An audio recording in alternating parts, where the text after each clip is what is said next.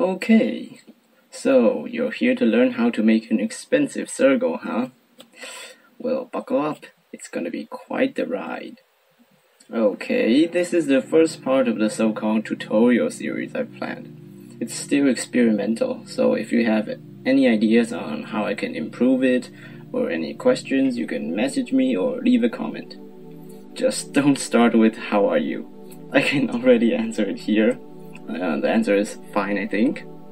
Yeah, I have decided to do a weird PowerPoint presentation thing here because I don't have good video equipment or licenses and skills to a better video editor. I'm using something like OpenShot, which is like free but very meh. Yeah, so bear with me here. Later parts of the tutorials will have screen capture and video to better illustrate what I'm saying. Oh, and I hope you can understand me fine, yeah. If you're watching this video, you probably want to know how to make something like this, or at least see what it takes to make one of these. I'll be talking about how I made mine, because there are different or easier ways to make a protogen. Like, I think some people can sew them out of cloth or fur. Well, I can't. I can only make this. So this part of the series will be about planning out how you're gonna make this thing. What kind of features do you want, and what tools and machines will you need? Okay. For this video, I'll only be talking about making the head. So the head can roughly be split into two parts. The first part is the visor, helmet, and fur, which is everything except the electronics.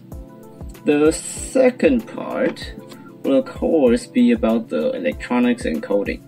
If you're not okay with electronics, like that type of not okay, then you can use like stickers or paint for the eyes. I think Zillion Ross has a great looking one made like that. Okay, the first part and most important thing to decide is direct vision or camera goggles. Direct vision is when you can see with your own eyes outside.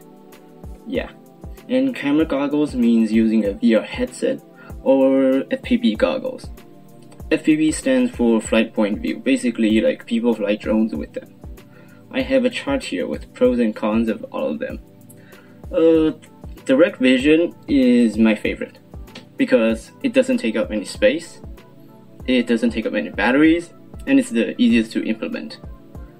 And the only drawback of this is that you will need a vacuum form, like 100%. If you don't have one, it will be really hard to implement this. And VR headset, you can do some cool things if you use a VR headset. Like you can have vision processing on it, so you can display stuff like from your side or from your back with the camera, or you can have like night vision and stuff.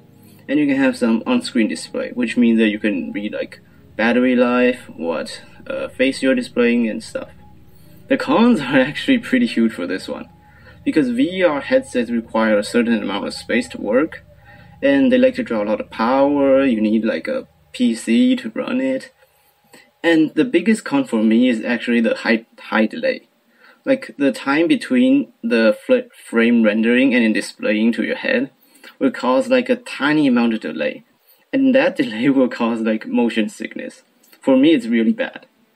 Like, I just can't stand it. Yeah, I know some people probably can, but not me. Okay, FPV goggles. FPV goggles are actually smaller than VR headsets. You can have on-screen display displaying battery life and stuff. And it has like almost non-existent delay. It still has that, but it's way better than VR headsets. But the cons is you can't have like cool vision processing stuff like VR headsets. Yeah, basically, if you would tell me to pick one from these three, I would always say go for direct vision. Unless you have like super tolerance to like nausea from shaky cameras and stuff. Okay, so let's assume you're trying to make something with direct vision, with the visor being vacuum formed and the helmet 3D printed. What would you need then? First would be machines and tools, the most important of course being a vacuum former and a 3D printer. For the vacuum former, I know people don't normally have access to those, so I'll be making a simple video on how to make one with cheap art supplies, because I'm currently trying to do that anyway. I used to use one from my university, but they moved that one away, yeah, so, oh great. Yeah, and if you're wondering what a vacuum former is, it's basically a machine to form plastic. So we heat a sheet of thermoplastic to a high temperature, but not to its melting point. Then we press the sheet onto a mold and apply vacuum to form it. If you still have no idea what I'm talking about, you can just Google vacuum forming on YouTube. Yeah. Or you can wait for my video. It will surely come out, I promise. Yeah, the next would be for the 3D printer. I know a lot of people already have 3D printers, but the first thing you will need for something like this is you will need a big one. Like at least with a 300mm by 400 by 300 build space. If you don't have a big enough 3D printer, I would say you can glue them, but that takes like extra time preparing the files and you need to glue them. Yeah, so if you don't have one, I would say get one big enough. If you have one, you would have to glue them. And plus, something like this will take more than a kilo of plastic in one go and take 3 or more days to print. I remember mine taking about 4 days to print. So make sure your machine is reliable. The third most important thing is a giant pot. Yeah, giant pot. At least 300mm in diameter and 300mm tall, and will be used to tint the visor. Please don't reuse the pot for cooking and poison yourselves. Yeah, just don't. So once you have those things, you're off to a good start. Next is the actual materials we're gonna use and consumables. Wait, I get some water. First is a sheet of 1.5mm to 3mm thick PETG to make the visor. Please get a clear sheet. How hard to get this will depend on where you live. If you can't find it, you can be like me and use a sheet of polycarbonate. That stuff is used for a lot of like industrial stuff, so it could be easier to find. At least it's easier to find in Taiwan. Yeah. Oh, it's way harder to form though. Like, about 3 times harder to get a successful form from polycarbonate.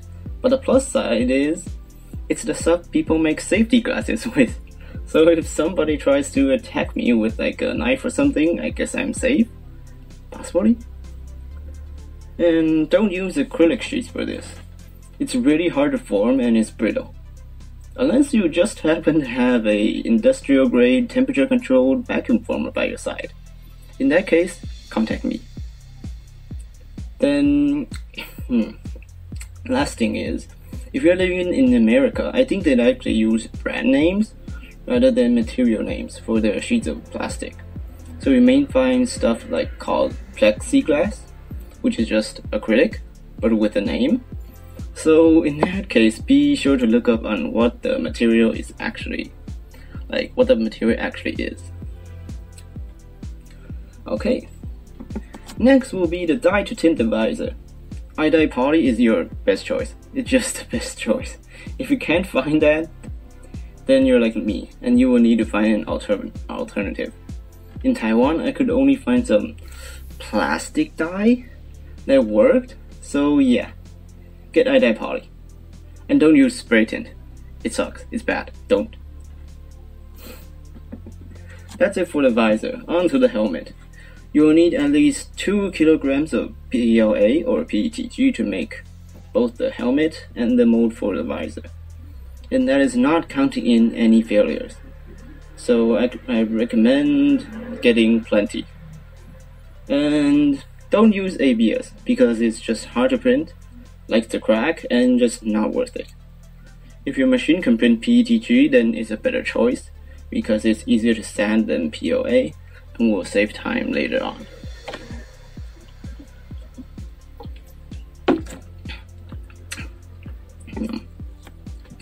For coloring and priming the helmet, for sanding, you will need spray paint of your choice and auto repair primer. or epoxy resin. If you can find auto repair primer, I think it's a good idea because it can save sanding time. If you can't, then you'll just need to sand way more. And epoxy resin, just get the clear type, the normal epoxy resin stuff. If you can find XTC 3D, it's a good idea because it's easier to sand and apply on 3D objects. But it's like very expensive. So if you can get it, if you think it's too expensive, then use normal epoxy then. Yeah, if you printed your helmet in PETG, you may actually not need to coat anything on it because it's easier to sand. But you still need epoxy resin for the visor. How it will be used will be told in another video. Okay. As for the fur and ears and stuff, you won't need that much. Like, just get like a meter or 3 foot of like high quality fox fur. I know people know how to get those. Yeah, just Google it on the internet. And you will need like EVA foam or couch cushion for the ears. And I'm simply not the best at working with it yet. So you may want to watch someone else make those. Those tutorials are, I think, pretty easy to get a hold of. Okay.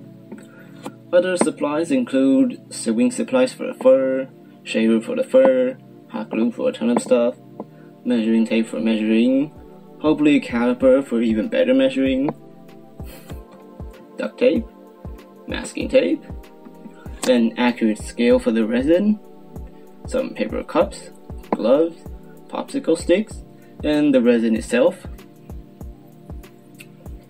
and sandpaper. Get high grit, middle grit, and low grit ones. I will have the bill of materials file in the link. And lastly, some coffee or energy drinks, and a ton of patience. Just all of the patience. That should conclude all the hardware stuff for the helmet now.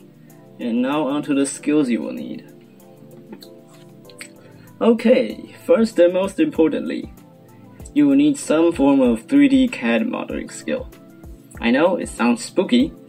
I personally use SolidWorks for this, but that probably isn't the best choice for a project like this, because SolidWorks is mostly used for like industrial stuff. Yeah. If you know Rhino, then this could be way easier for you. I'm not sure about Blender and Maya though, because I haven't used those. But if you used any 3D modeling program before, it will help you a lot. Yeah. If you have absolutely no experience with any of these, don't lose all hope yet. I would recommend Fusion 360, as it's not that hard to learn and it's free for normal users.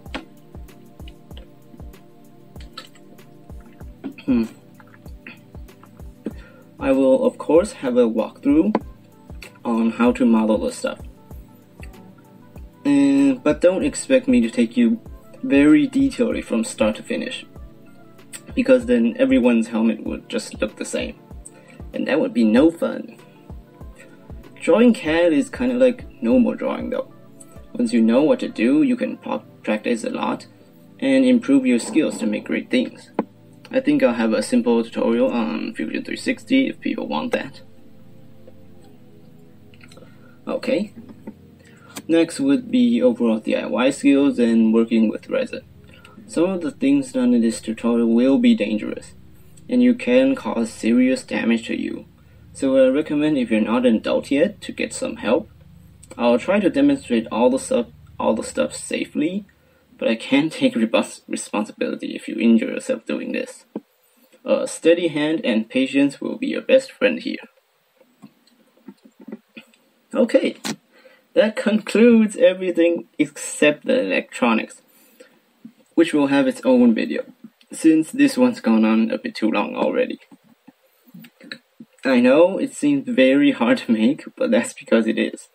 But with patience, even if you don't make a perfect one on your first try, you will certainly get better skills on making things that can be applied to a lot of other stuff. Please Please vote in the comments on what video do you wish me to do first. I have a limited amount of time, and I want to make what people want first.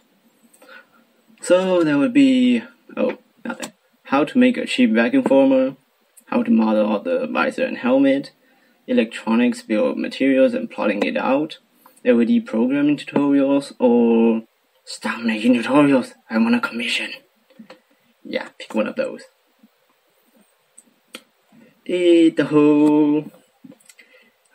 really want to make a full set of videos here, but I'm still in college and I'm a poor student. So yeah. I have a coffee link in the description, and if it helps, currently I have to juggle time between working, preparing school stuff, and making this. And I don't have much budget for these videos.